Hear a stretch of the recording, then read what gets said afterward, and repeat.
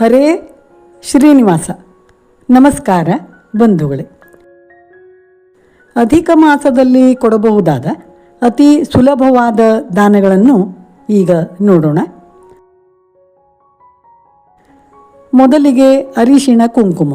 ನೋಡಿ, ಈ ರೀತಿ ಅರಿಶಿಣ ಕುಂಕುಮವನ್ನು 2 ಚಿಕ್ಕ ಚಿಕ್ಕ ಬಟ್ಟಲಿನಲ್ಲಿ ಹಾಕಿ 33 ಮುತ್ತೈದೆಯರಿಗೆ ದಾನವನ್ನು ಕೊಡಬಹುದು.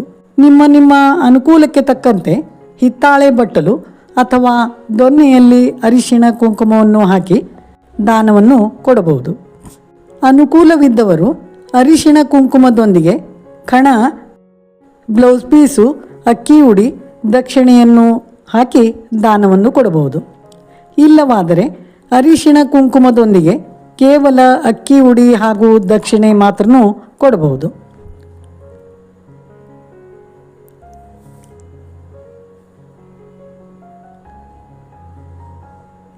ಇನ್ನೊಂದು ಬಳೆ ದಾನ.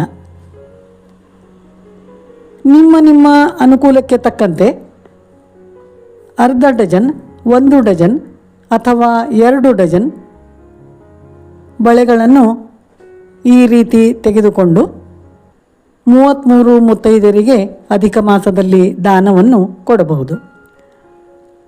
ಅನುಕೂಲವಿದ್ದವರು ಬಳೆಗಳೊಂದಿಗೆ ಬ್ಲೌಸ್ ಪೀಸು, ಅಕ್ಕಿ ಉಡಿ, ದಕ್ಷಿಣೆಯನ್ನು ಕೊಡಬಹುದು. ಇಲ್ಲವಾದಲ್ಲಿ ಬಳೆಯೊಂದಿಗೆ ಕೇವಲ ಅಕ್ಕಿ ಉಡಿ, ಅರಿಶಿಣ ಕುಂಕುಮ, ದಕ್ಷಿಣೆ ಸಹ ಕೊಡಬಹುದು. ಅಧಿಕ ಮಾಸದಲ್ಲಿ 33 ಮುತ್ತೈದೆಯರಿಗೆ ಫಲದಾನವನ್ನು ಸಹ ಕೊಡಬಹುದು. ಫಲದಾನ ಅಂದರೆ 1 ತೆಂಗಿನಕಾಯಿ, ಬ್ಲೌಸ್ ಪೀಸು, ಅಕ್ಕಿ ಉಡಿ, ದಕ್ಷಿಣೆಯನ್ನು ಹಾಕಿ ಈ ರೀತಿ 33 ಜನ ಮುತ್ತೈದೆಯರಿಗೆ ದಾನವನ್ನು ಕೊಡಬಹುದು.